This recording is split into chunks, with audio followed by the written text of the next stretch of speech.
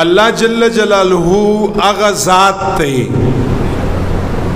چې هر انسان لا هر مسلمان لا مومن لا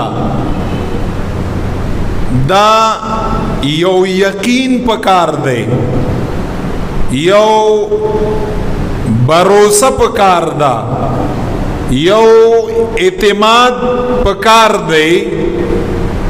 چې په هر سخت کې او په هر تکلیف کې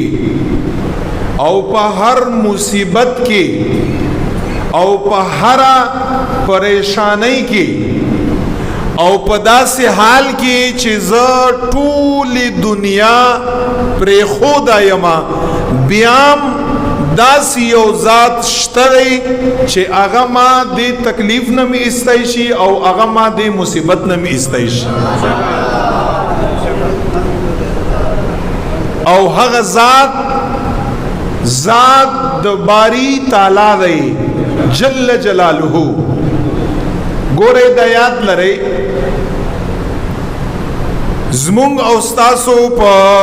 دغه موجوده معاشره باندې چې انسان نظر وچي د مایوسی ډیره شکار ده که تاسو وګورئ هر طرف ته انسان مایوسه دی یو انسان په نعمتونو کې دی په خوشحالو کې دی الله جل جلاله د طرفنا پراحتونو کې دی په اطمینان کې دی په سکون کې دی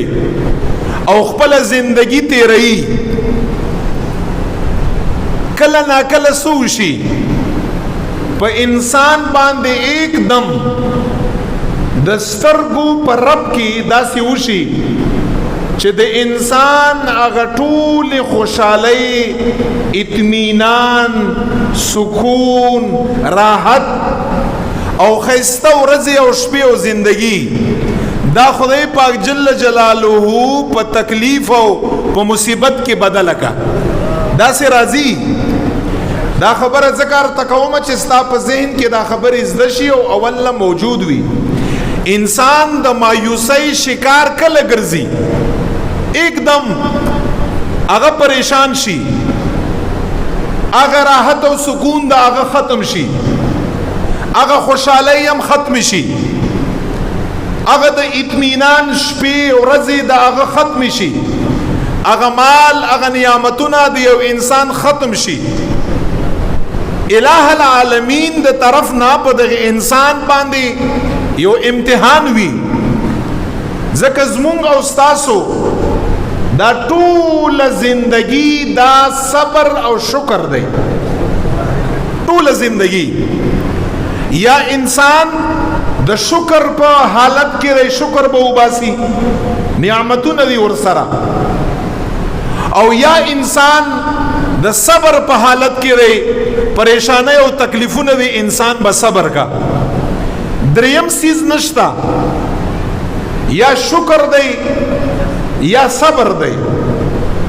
خو چې انسان کله پریشان شو دا یاد لره پریشانی راځي تکالیف راځي په مال کې کمای راځي په نعمتونو کې کمای راځي رب لا یزال پارا نمبر 2 سورۃ بقرہ خپل فرمایي لنبلونکم بشیء من الخوف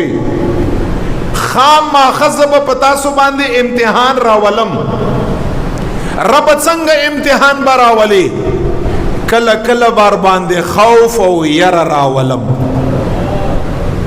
ګورم بلا چې ستا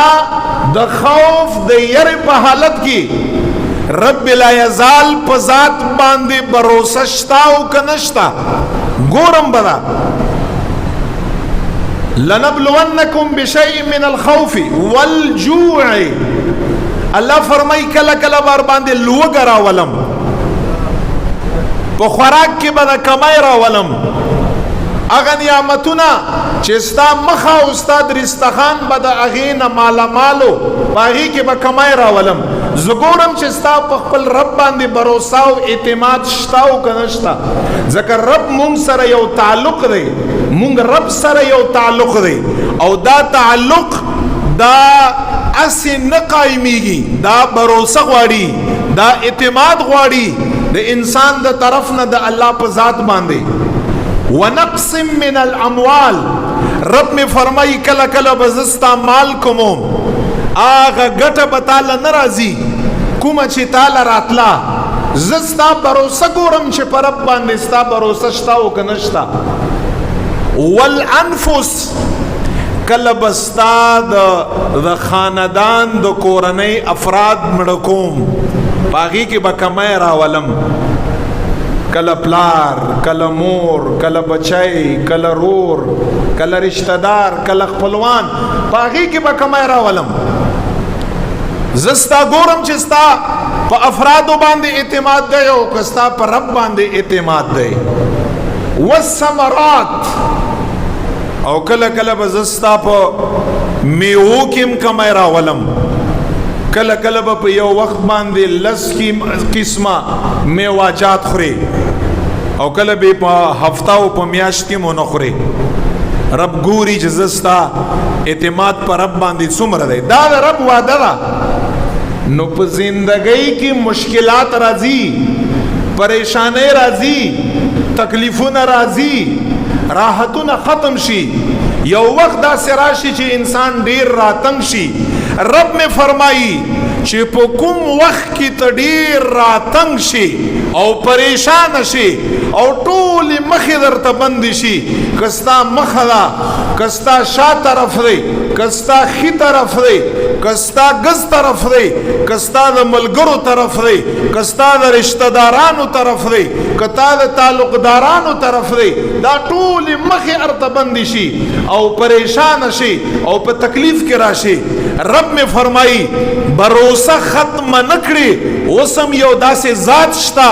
چې دا هیڅ اتم نه محتاج، باغی باندې بروسه اوساته، رب لا یزال بعد دا پریشانه او مشکلات ټول ختم کا. الله فرمایي رسل سو فرمائل پایات کی وبشر المحسنین وبشر المؤمنین، مختلف اللہ فرمائی دغی بروسہ کونکو لزما طرفنا زیارہ ورکڑا، خوشخبری ولا ورکڑا چھے رب تاسو سره دی.